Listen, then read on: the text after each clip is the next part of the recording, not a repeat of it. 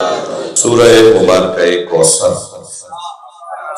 قرآن مجید کا مختصر اور مکمل سورہ، 3 آیتیں صرف 2 سوروں کی ہیں۔ قرآن سورہ بقرہ کی 280 آیتوں سے زیادہ آیتیں، اور سب سے بڑا سورہ سورہ بقرہ، اور سب سے چھوٹا سورہ یا سورہ النصر ہے یا سورہ الکوثر ہے۔ تینوں 3 آیتیں ہیں دونوں سوروں۔ سورہ النصر کی بھی اذا جاء نصر اللہ والفتح، اذا جاء نصر اللہ والفتح ورأیت الناس يدخلون فی دین اللہ افواجا فسبح بحمد ربک واستغفرہ انہ کان توابا۔ صلوات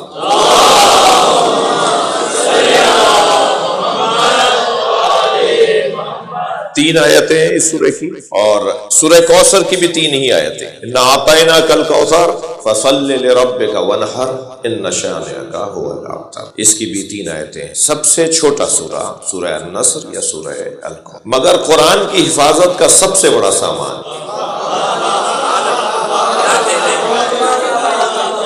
اللہ نے پورا قرآن جس کے حوالے کیا ہے اسے کوثر یعنی فاطمہ کہا ہے۔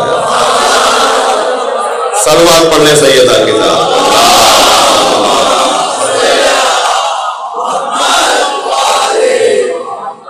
سارا دین جس کے حوالے کیا ہے اللہ نے وہ سیدہ کی ذات ہے۔ ہر نبی کے بعد آنے والا نبی پچھلے نبی کی محنتوں کا محافظ قرار پاتا ہے۔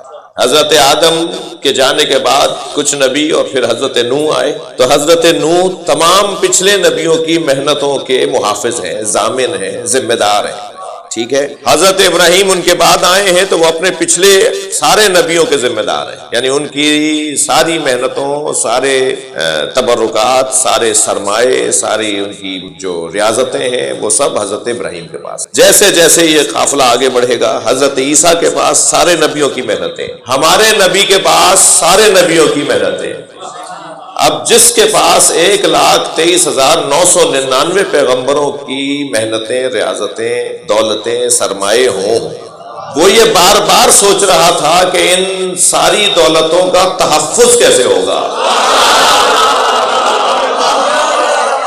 وہ بار بار سوچ رہا تھا اور بار بار اللہ سے التجا اور دعائیں کر رہے تھے، یا اللہ یہ ساری محنتوں کا تحفظ کیسے ممکن ہے۔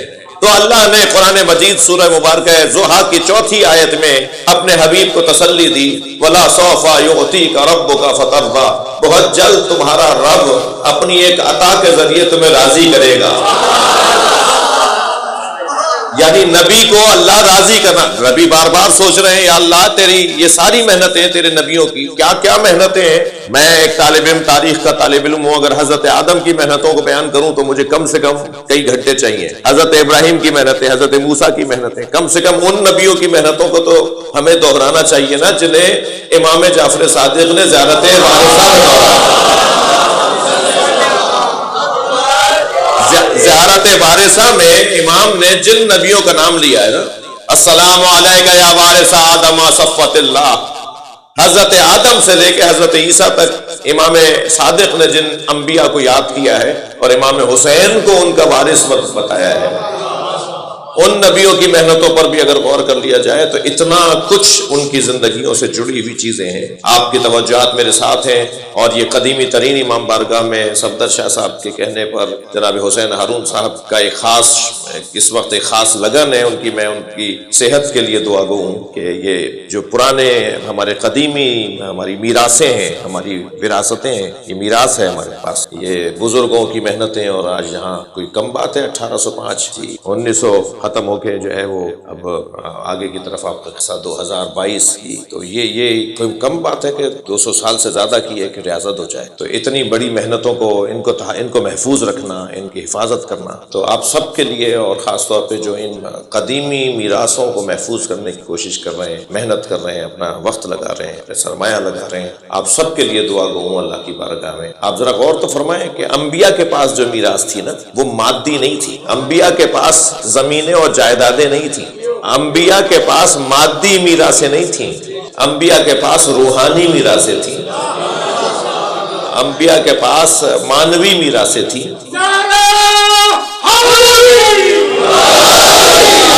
انبیاء کے پاس کیسی دولت تھی، اس پہ بہت دیر اگر بات کروں تو مجھے اپنے جملوں کو سجانا پڑے گا، مگر میں ان ساری باتوں کو اگر ایک لفظ میں یوں کہنا چاہوں کہ انبیاء کی میراث میں کچھ ملتا نہیں ہے، کچھ دینا پڑتا ہے۔ انبیاء کی میراث سنبھالنے والا کچھ لگاتا ہے، کچھ خرچہ کرتا ہے۔ 1,24,000 نبیوں کی محنت، خود سرکار فرما رہے ما اوذی نبی قط کما اوذیت، سارے کسی نبی کو اتنی تکلیفیں نہیں ہوئیں جتنی اکیلے مجھ مصطفیٰ کو تکلیفیں ہوئیں۔ یعنی 1,23,999 پیغمبروں نے جو محنتیں کی، مشقتیں اٹھائیں، زحمتیں اٹھائیں، سرکار فرما رہے ہیں ان سب کی محنتیں ایک طرف اور مجھ اکیلے مصطفیٰ کی محنتیں ایک طرف۔ حضرت نوح تو 2,500 سال تک نبوت کرتے رہے جی۔ حضرت نوح نے 900 سال تو صرف کشتی بنائی ہے، 90 نہیں بول رہا میں، 900 بول رہا ہوں جی، 250 نہیں کہہ رہا، 2,500 کہہ رہا ہوں۔ ہم سوچتے ہیں تو ایک مرتبہ ذہن جاتا ہے کہ جلدی میں تو نہیں بول دیا مولانا نے جی، 250 بولنے کے بجائے 2,500 بول دیا، نہیں 2,500 سال تک جس کی نبوت رہی ہو، اتنا طویل دورانیہ، سرکار کی زندگی مکمل 63 برس کی، سرکار کی مکمل زندگی 63 سال کی، حضرت نوح کی زندگی 2,500 سال کی، اور نبی فرما رہے ہیں کہ جتنی زحمتیں میں نے اٹھائی ہیں اتنی زحمتیں کسی نے نہیں اٹھائی۔ تو 1,23,999 پیغمبروں کی محنتوں کو بچانے کے لیے، محفوظ رکھنے کے لیے بار بار اللہ سے دعا کر رہے ہیں، اللہ تیرے یہ نبیوں کی یہ محنتیں کیسے بچیں گی، کیا ہوگا؟ تو اللہ نے پہلے تو تسلی دی، اے میرے حبیب گھبراؤ نہیں، اے میرے نبی گھبراؤ نہیں، وَلَا سَوْفَ يُعْطِيكَ رَبُّكَ، بہت جلد تمہارا رب ایک عطا کے ذریعے سے، یعطیکا ایک عطا کے ذریعے سے، یعطیکا ایک عطا کے ذریعے سے، فترضا تمہیں راضی کرے گا، اپنی ایک عطا تمہیں دے گا جس سے تم راضی ہو جاؤ گے، اپنی ایک عطا تمہارے حوالے کرے گا جس سے تم راضی ہو جاؤ گے۔ تمہاری یہ اضطرابی کیفیت، تمہاری یہ گھبراہٹ، تمہارا یہ سوچنا کہ آخر کیسے ہوگا، کیا ہوگا، تمہارا اللہ تمہیں تسلی دے گا۔ اب وَلَا سَوْفَ يُعْطِيكَ رَبُّكَ فترضا ذہن میں رکھیے، اور اِنَّا أَعْطَيْنَاكَ الْكَوْثَرَ، ہم نے آپ کو کوثر فاطمہ کی صورت میں عطا کر دیا۔ یعنی اللہ نے جو وعدہ کیا تھا نا کہ میں اپنی عطا کے ذریعے سے تمہیں راضی کروں گا، اللہ کی عطا کو فاطمہ زہرا کہا جاتا ہے۔ عزیزو، بیٹی کے رشتے سے نبی کھڑے نہیں ہوتے تھے۔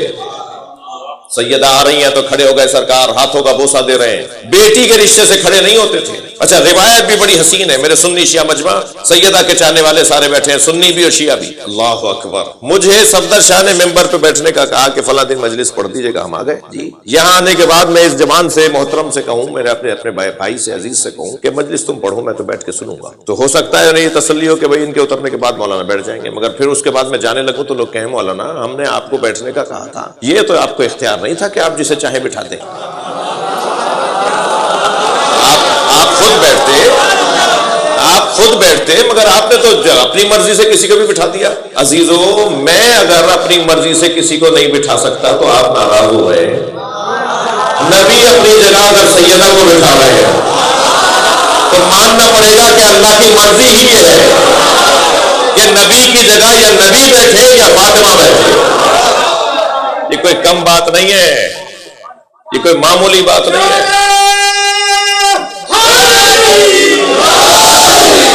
میرے پولیس کے افسران بھی اور رینجرز کے اہلکار بھی تشریف فرمائیں، یہ اپنی کرسی پہ بیٹھے ہوتے ہیں، ان کے اگر عزیز ترین فرد بھی آ جائیں تو اپنی کرسی پہ انہیں نہیں بٹھاتے۔ میرا دوست ضرور ہے، میرا جگری دوست ضرور ہے، میرا چچا ہے، میرا ماموں ہے، میرا نانا ہے، مگر میری کرسی پہ نہیں بیٹھے گا، اس لیے کہ یہ کرسی میری نہیں ہے، مجھے کسی نے دی ہے۔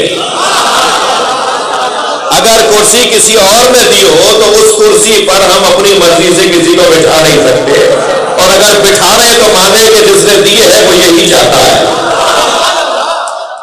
سرکار اپنی جگہ پہ جناب زہرا کو بٹھاتے ہیں، کھڑے ہو جاتے ہیں جناب سیدہ کو دیکھ کر، بھائی بیٹی ہے، کھڑے ہو جاتے ہیں سیدہ کو دیکھ کر۔ قاما الیہا، عربی کی جو حدیث کا جو جملہ ہے، جو لفظ ہیں وہ میں آپ کو سنا رہا ہوں۔ جب دیکھتے تھے نا کہ سیدہ آ رہی ہیں، بی بی آ رہی ہیں، بیٹی آ رہی ہے، قاما الیہا، کھڑے ہو کر اس طرف بڑھنے لگتے۔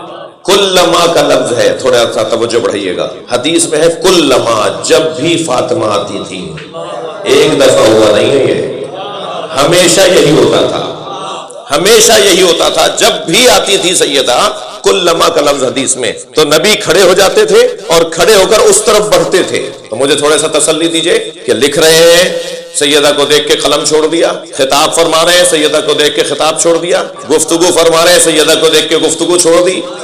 یعنی جو کچھ کر رہے ہیں کلما، سیدہ کو دیکھ کے نبی سارے کام چھوڑ دیتے تھے، اب اللہ کی عطا آ رہی ہے۔ صلوات پڑھیں محمد و آل محمد۔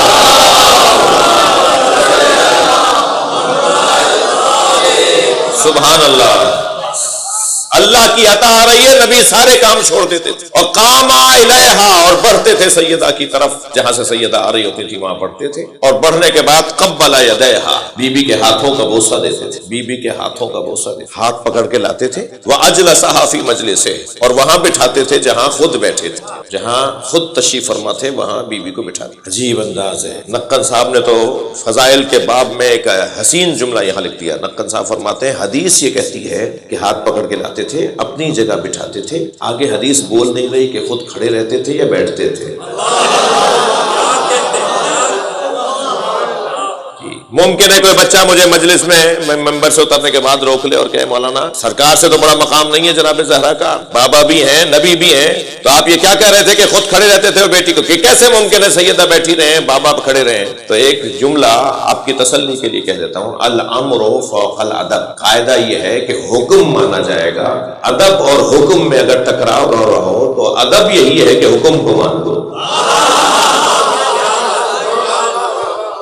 اگر نبی کہہ رہے ہیں فاطمہ تم بیٹھو، تو سیدہ کا بیٹھے رہنا ہی ادب ہے جو نبی کا حکم ہے۔ صلوات پڑھیں محمد و آل سبحان اللہ۔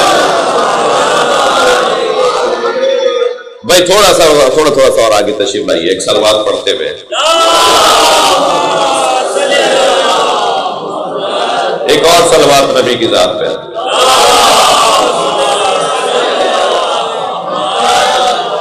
اس سے بلند اور بہتر صلوات۔